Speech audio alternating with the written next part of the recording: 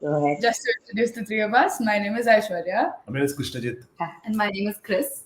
I can't see the rest of you. I would just like to see you guys.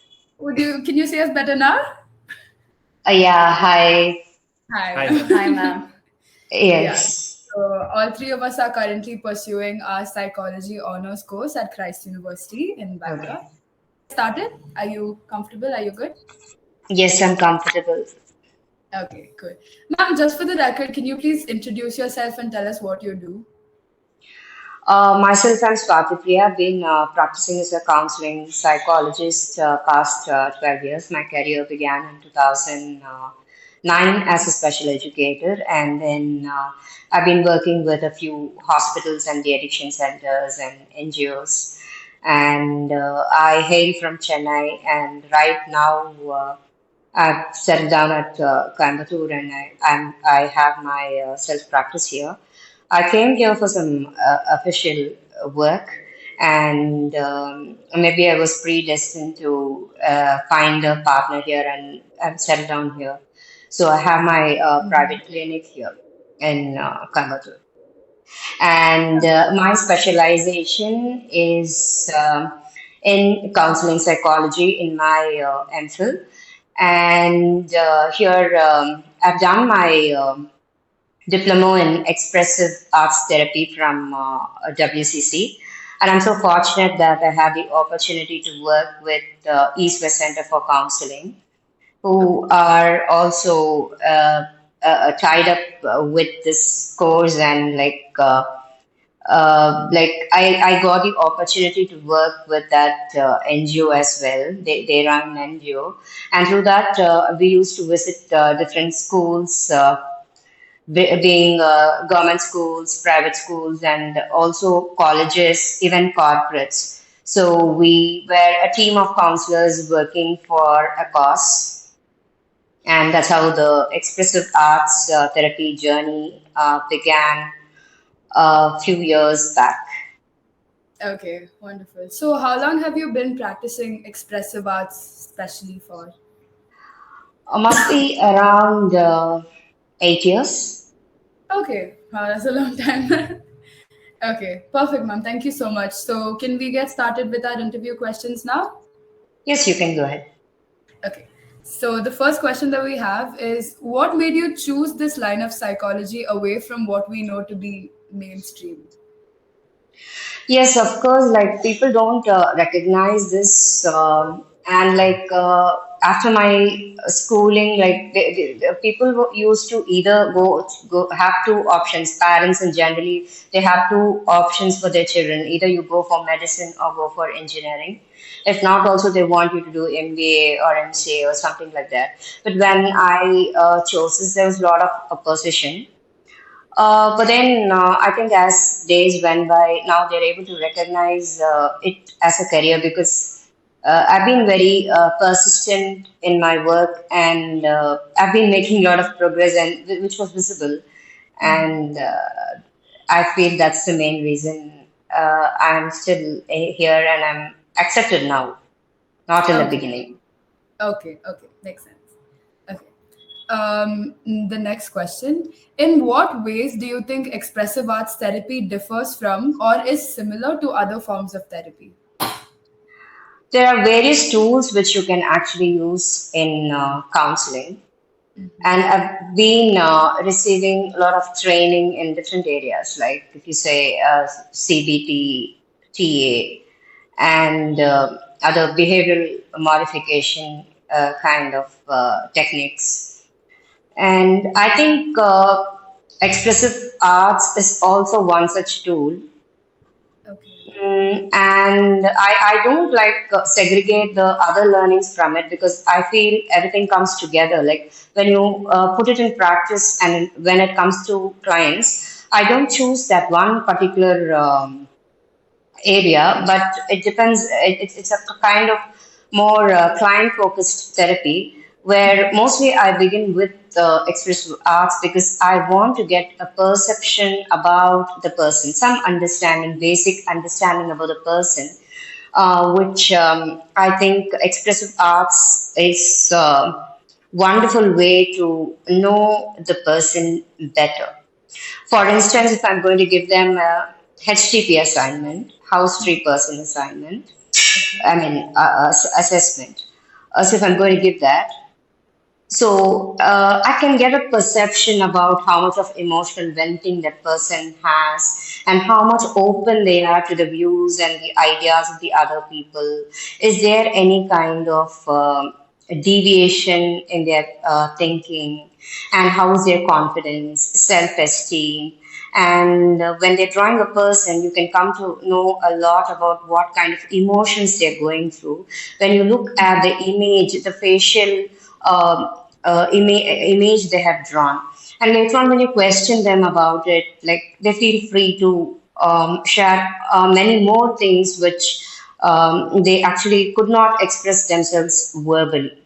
And I feel expressive arts that way is a very unique technique where people will be able to express what they cannot express through words.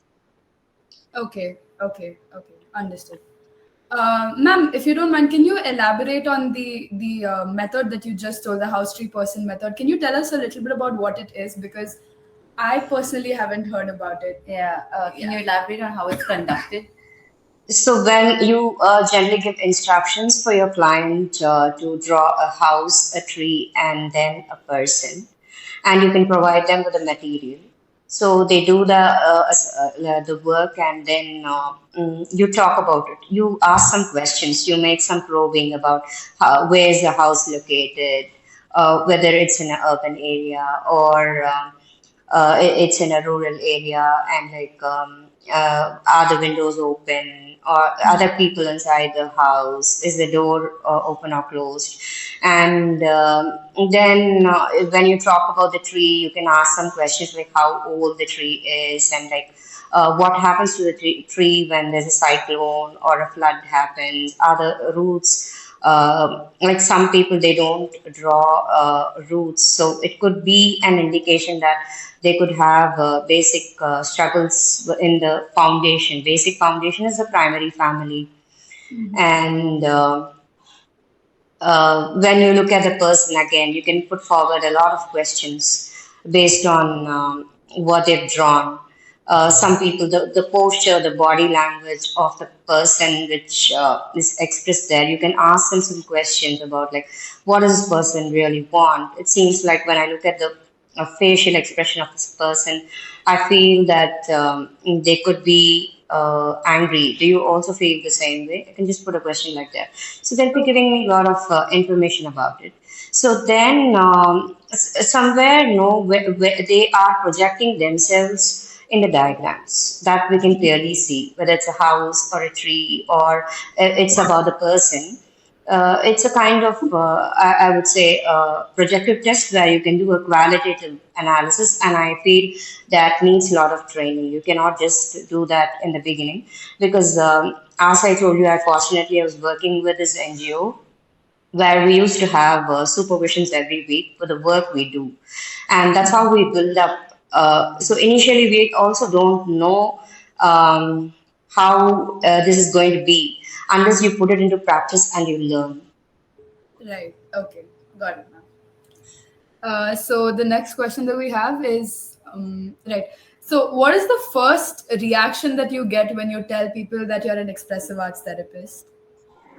I don't think many people know what expressive art therapy is Right. because it's from the Europe and it's very recent in India, and I feel there are only a few recognized universities which are giving you this course here in India. To me, in Tamil Nadu, as much as like, my when I inquired years back, it was there in WCC. So that's how I got into it, and yeah. But when you see, say you are a psychologist, then you can have a lot of other questions popping up, like, can you read our mind? Right. You know, like, oh, you can tell what people are thinking. Is it like that? They ask such questions, no? Mhm. I think when you say so, the awareness about counseling psychologists itself is not so very familiar. I feel here. Maybe in the metropolitan cities, it is a little bit. People are more aware, but still, even in educated families, like well, this process of counseling itself is new. Expressive arts is very, very new. So Okay. many of them do not know about it, I feel. Right. Okay. Ma'am, so like you mentioned, you said that expressive arts is very recent in India and that not a lot of people know about it, right? So, personally, do you feel like there's any way for us to get more people to know about it? Like any methods to make people aware that there's such a thing that exists that's available to them? If you're really interested in doing a specialization in psychotherapy, I feel expressive arts would be a very good option for students because it's also very interesting thing for youngsters to explore. Because here, when it comes to expressive arts, we are not sticking to any one particular modality. So it is not only art. Okay, so art is one of the modality where you can use a lot of techniques like in art itself, it can be using oil pastels, shading, scribbling, scribble art, and then other kind of the visual art, and then storytelling modality where you can use it for collecting some information about your clients which they are not very clear about and to create some awareness. For example, there's this test called six-phase story making where you ask the client to introduce a main character of a story and then you ask them to set a goal and then they try to set a goal for the character, and then you are talking more about the strengths of the character, the blind spots of the character, and how that character overcomes the hurdles, and then what happens towards the end. So when they create their own stories and they give you a story, and they are projecting themselves in the story, so that you can see. So like. What awareness it creates for the person is a great takeaway for them. And to sometimes you can see that sometimes you don't have a clear cut goal at all. When you're giving this task to a client, it can bring them this kind of awareness. And what you are getting is you're getting to know more about your client to do further work with them, and so they're analyzing their strengths, their weaknesses. Sometimes they don't know what their strengths are. They struggle hard to like speak about it. And some people, like you can come to know that there's a lack of healthy coping mechanisms. You can choose different methods in which you can cope with the stress you go through, but some people are not very clear with how to deal with it. So that is the main problem why people get into other difficulties and other relationship issues. And then towards the end, like if it's a positive ending, it could be that maybe they're still willing to overcome their hurdles and they want to struggle out and get to reach where they want to. But sometimes towards the end of the story, it can be also a traumatic ending. So that gives some indication that your client might be a little depressed or whatever. It gives you that kind of clarity. So that is one modality. Other than that, you have this music therapy where there are different. So I think most of us are aware of music therapy because, like, even when you are upset, angry, or whatever, when you listen to music, that makes you feel better. And when it comes to dance therapy, it's not that you have to be a dance like artist or someone who's very trained in classical dance or Western dance. It's just body movements. That's it. So body movement therapy anybody can take up. If you're comfortable with the place and the situations Okay. and people present around them. So that's Right. one thing where we can see a strong connection between the body and the mind. So when you are doing some physical activities, that's also giving you some kind of healing to your mind and giving you some kind of new insights about your own self, your own body, and what you want in life. So that's one modality. And again, there is this drama therapy where you can play roles. If there's a kind of, say, a relationship problem, then you can just play different roles to make people think from the perspective of the other person, the Okay. partner. So that kind of drama therapy is also part of expressive arts. Okay. Rather than that, you can have writing therapy. You can yeah, you can maintain a thought record. You can have conversations with yourself. You can write letters which you're not able to deliver to people directly, but still in expressive art therapy session that's possible. So somewhere in your mind, though you're not able to convey certain things to people who are maybe no more or no more in your life, whatever. So that can be made possible in the session, and it also makes you feel that you've already done that, though you didn't do it. It gives you that feel, so which can actually mean a lot to you as a person. Maybe there are certain things which you couldn't do, but you it gives you the feeling that you've already done that, which makes you feel good. Okay. Okay. Got it. All right, ma'am. So the next question we have is, what are some common misconceptions you've had to deal with regarding your field of work? Misconceptions regarding what are you Your talking field of work, particularly ma'am. about? So the question is basically any misconception. So when you tell people that, okay, I'm a psychologist and I work in the field of expressive arts therapy, have you heard people pass any comments that have been sort of like myths, like like how you just mentioned, when you tell someone you're a psychologist and they go, oh, so you can read minds, oh, so you can tell what I'm thinking, anything like that, but in the expressive arts therapy part of your work. That way, I should say that people are very comfortable with using expressive arts because I work more with the young generation, and I think it's very easy for me to connect with school students, college students, and youngsters. So, like, people are, this is something very interesting, no? Which they wouldn't have experienced earlier. So when you're giving them such kind of activities, they're more interested to take it up compared to something else.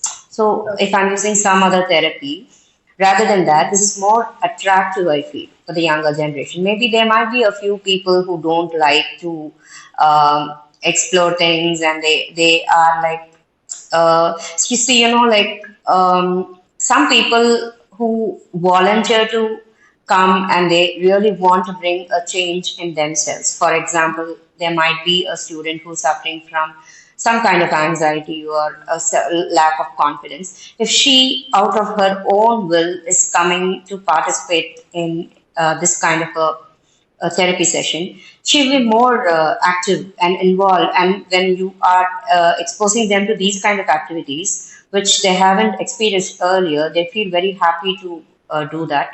And but you can also see people refraining from it. That will happen in cases where they come out of disinterest. Someone else has brought them, and that's why they're sitting in front of you. So there'll be that reluctance when you give them an activity. They will not actively participate. That's there.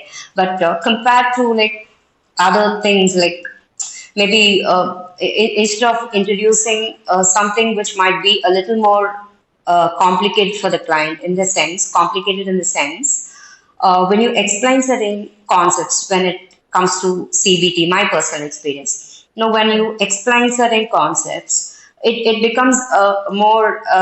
complex thing for them to comprehend and also to work on. But this becomes a little more easy. This is easier for people. Okay, makes sense. Ma'am, so in that case, would you say that expressive arts therapy is more suitable for a younger generation as compared to an older generation? From my experience, I feel that youngsters are not very rigid, Okay. especially school children, college students, where I think the younger generation is more open-minded.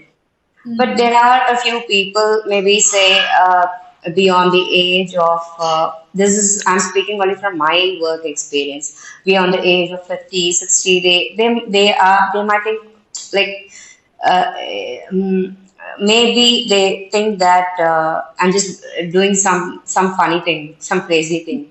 You know, Yeah. there are people perceive things differently. So maybe it also depends upon the kind of background they're coming from, the understanding they have about the psychologist, the counseling thing, and whatever. No, Yeah. also from where you hail from, your education background, and like how much you can understand the process which you are in. So when Okay. that is lagging, then I can see that people 50 plus, when you give them an artwork or something, I can see that resistance. All right. Okay, ma'am. All right. So the next question is, in your personal experience, what are some of the most significant benefits clients have received through expressive arts? One is it's wonderful when it comes to Okay. healing wounds, past wounds, and um, and that one highlight is that, see, when you have to come and sit and say that I went through all this, that's more of mental agony. But rather than, what's your question? Ma'am, my question was, in your experience, what are the most significant benefits a client has received through expressive arts therapy? Yes, and then like rather than putting your difficulties in words, it makes it easier to express in a different modality. All of us are born with an innate artistic skill within ourselves. Okay. So, in any form, some of us like to sing, some of us like to dance, some of us are very good at writing, and some of us really we like doing paintings, other kind of artwork. So there's some artistic skills which is actually inborn. So when you're getting an opportunity to express that, they Mm-hmm. feel very happy and relieved.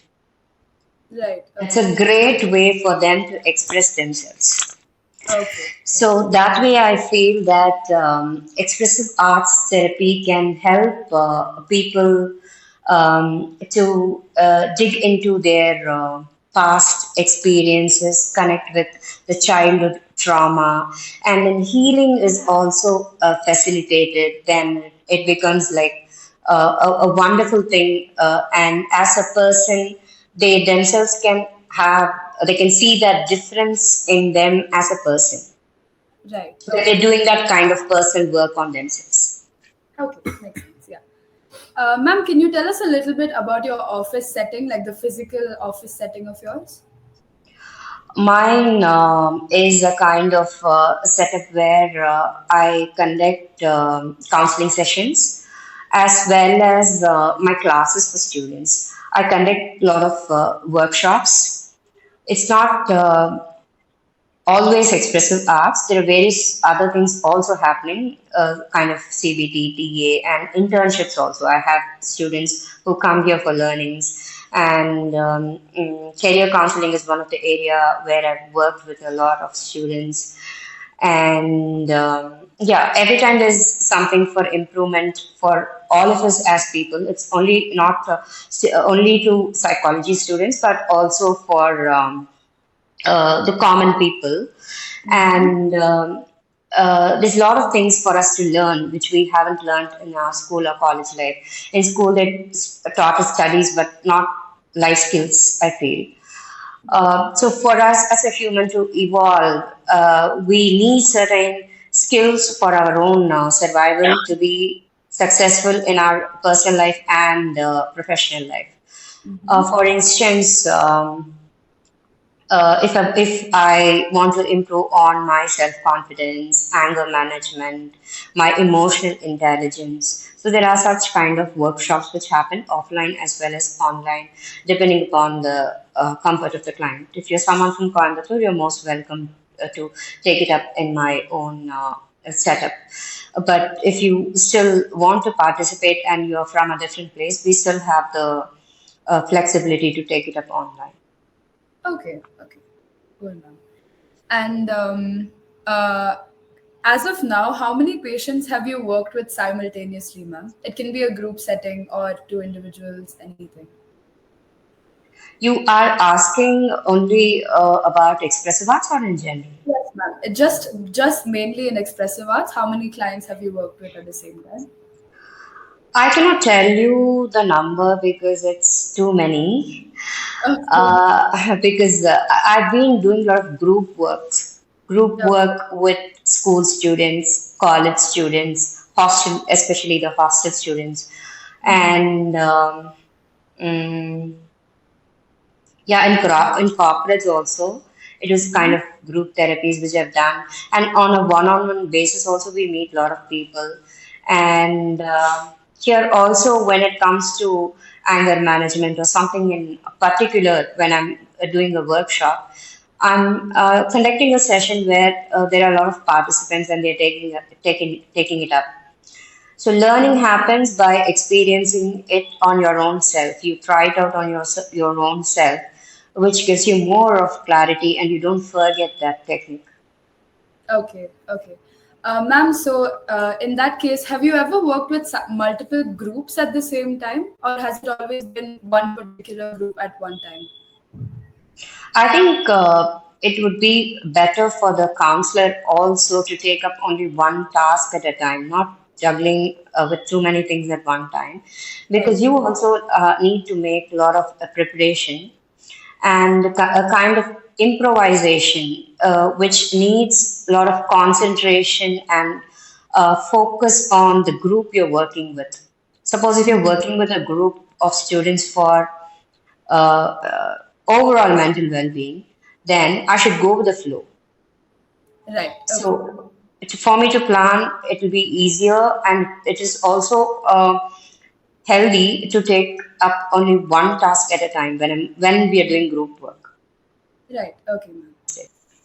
Okay. So my question was, uh, if you don't mind, can you explain how monetarily beneficial expressive arts therapy is, or how much do you charge per session? especially in Indian scenario, like yeah, in general, Uh, like uh, not only you, but in general, how generally all the express Therapists. therapists in India charge per person over the per therapy session. as far as I know and what I have observed, I know people who charge quite a lot, and I feel the reason could be that because they've spent a lot of money on this because we have trainers coming down from abroad for each of the modules, and it's quite of intense work. We take up with supervision, and we do field work, and we are assigned guides for our field work, and all this happens. And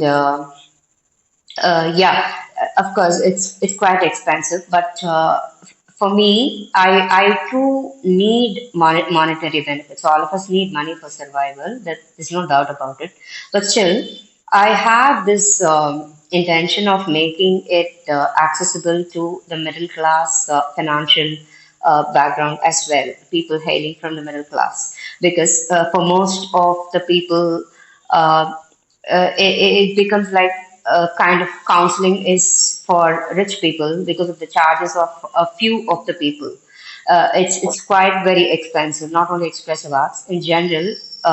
There are people who charge a lot, which is not affordable by everybody, but only the affluent and maybe the upper middle class. But for me, I have this kind of state of mind that I want to make it reachable, accessible to the middle class people as well. So my charges are generally any counseling session, whether it's going to be an expressive arts or any a general counseling session, will be 600 for 40 minutes to 1 hour, and if it's going to extend beyond that, it will be 800. And I won't extend more than 1.5 hours because there's a lot of emotional work which drains the energy of the client as well as the counselor. So I feel that's not the right thing to do to continue having sessions for very long hours. And I think this would be feasible for anyone. So, ma'am, how do you organize your therapy sessions? Like, what are your preparations before each therapy sessions? Also, since you have so much on your plate, how do you schedule? Yeah. I don't have a regular schedule. I don't maintain a regular schedule because it changes every week. So when I have workshops, when I'm doing it in two batches, there'll be a morning batch running, there'll be an evening batch running. There are online batches and offline batches as well. And in between that, I try to fit in my counseling sessions as well. So this week, level two of counseling techniques and strategies is going on. So this week, that will be my plan. Like I have certain, I have this week's schedule, but I have to schedule for the next week. So I don't stick on to a very conventional timing of work. Sometimes I work with clients abroad, so I try to somewhere match between both our timings uh, based on the Indian standard time. So I'm someone who sleeps late and uh, wakes up a little late. So I plan my in-person counseling sessions that way when I work with clients abroad. Thank you, ma'am. How do you tailor expressive arts therapy to fit each client's personality and needs? So that comes as you're working, it differs from client to client. And that's what I mentioned, as I mentioned earlier, the kind of improvisation. Only when you're working with a client, you might have a plan actually for the session, but you should be going with the flow of the client. You can't have a pre-structured plan and work on it. Though you have a plan, you should go with the flow of the client, and that comes only by practice. So, can you brief about your rapport building technique, like when you meet a new patient or client? When you're working elsewhere, maybe a school or something, that initial rapport building will be like having conversations with students in general, maybe in the canteen or when you meet them wherever, no.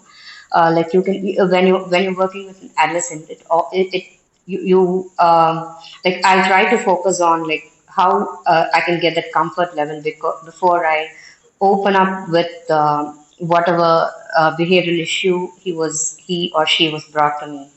Maybe we can just have a talk in the cafeteria with something about something which they're doing, the work they're doing, and then slowly we just start like with I heard certain things and I just wanted to like hear from you about what actually you're going through, and if you are into any kind of stress caused by someone in the workplace, I mean, the place where you're studying, like I can help you, I can do what I can.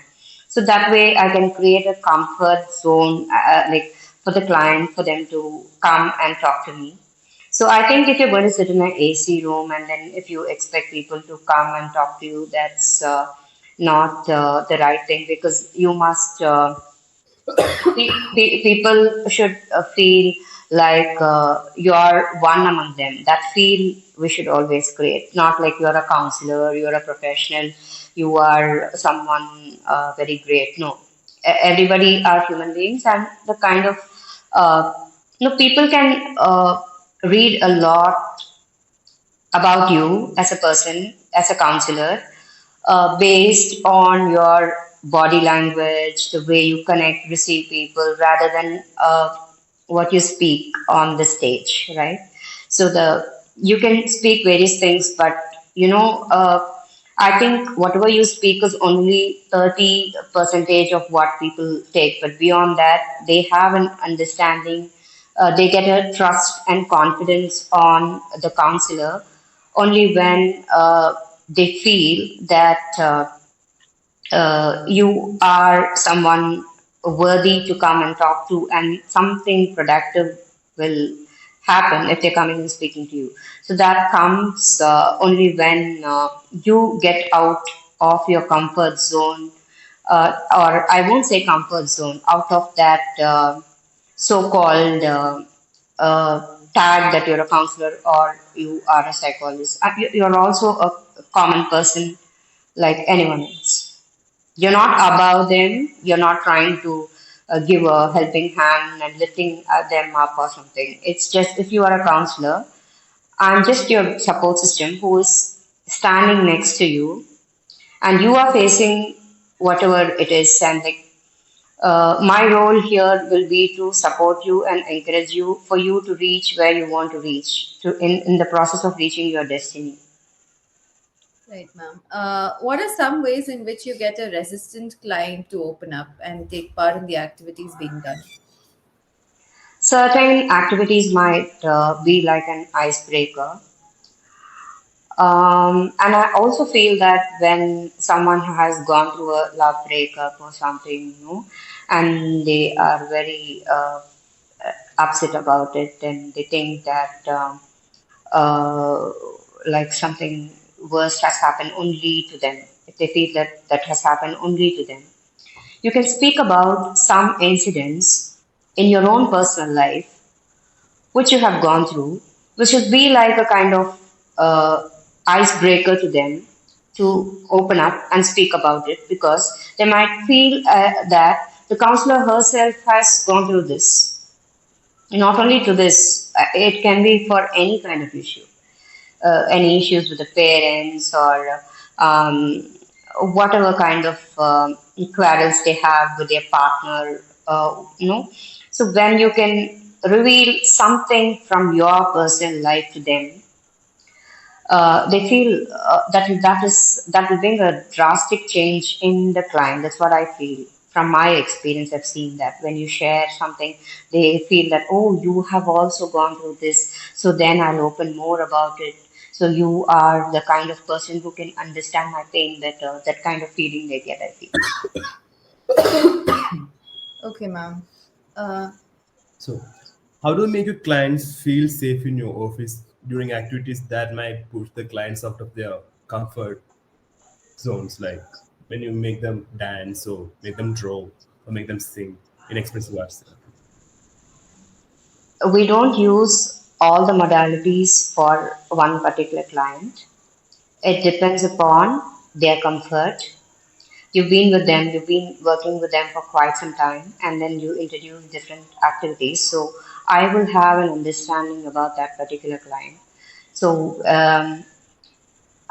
so if I'm going to assign an activity to them, I will definitely not do something which they would not like to do.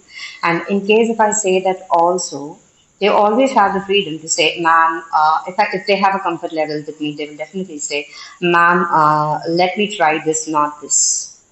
Can I do some painting instead of this activity which is scheduled for me? And like I told you, everybody is like different, and not all modalities are comfortable for everybody. So if you take me as a person, I'm not very happy with this body movement therapy, dance therapy. This kind of work will not be my kind of comfort. But rather than doing an artwork or writing or something else can be my preference when compared to dance form and therapy, storytelling. I think these kind of things, if you ask me to do, I'll be more interested. So it differs from person to person.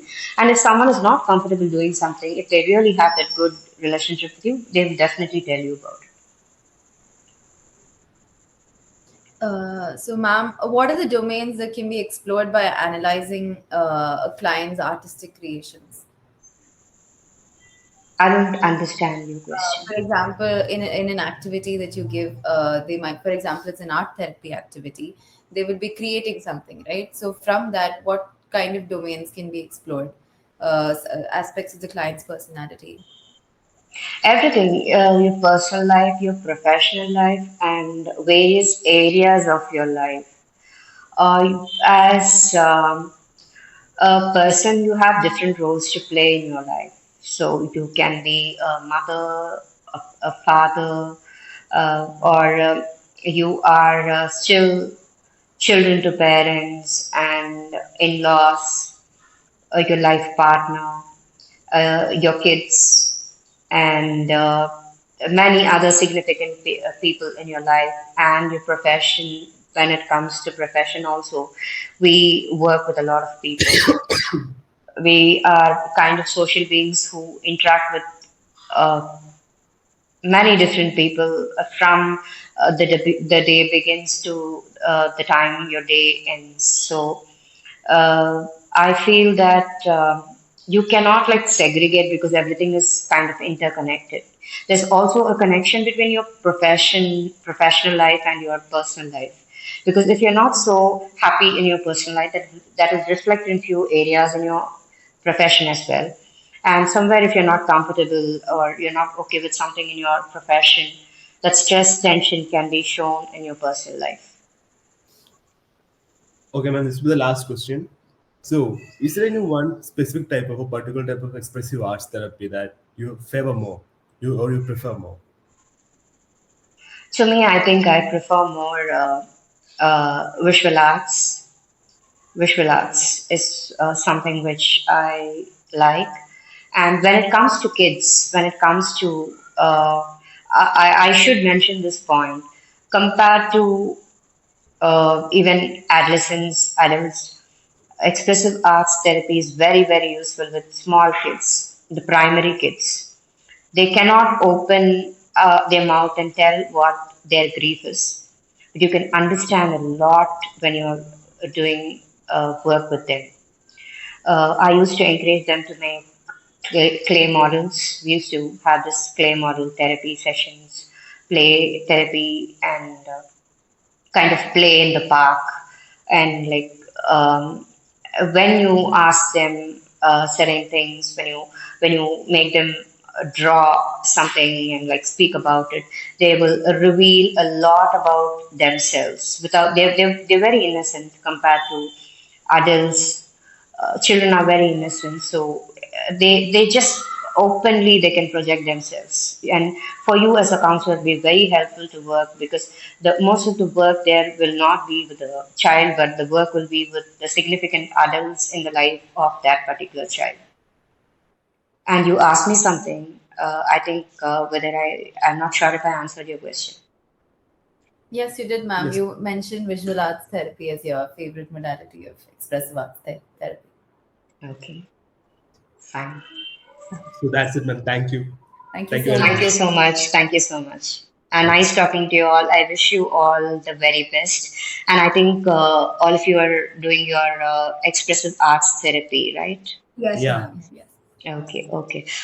So my best wishes in your future endeavors in working with clients, whether it is your counseling, working as a counseling psychologist, or an expressive art therapist. I wish you all the very best, and you are the people who are the pillars of the society, and you can contribute a lot to the world around you.